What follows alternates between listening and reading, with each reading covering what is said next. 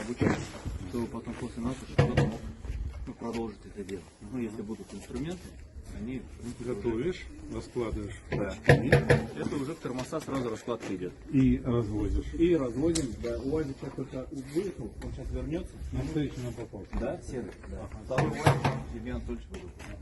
Он как раз без сидений, чтобы можно. В наш УАЗик просто не влезет, вот наши вещи туда помещаются. Понятно. Мы на нем ездим туда-сюда. Понятно. Каждый день 250 километров проезжаем.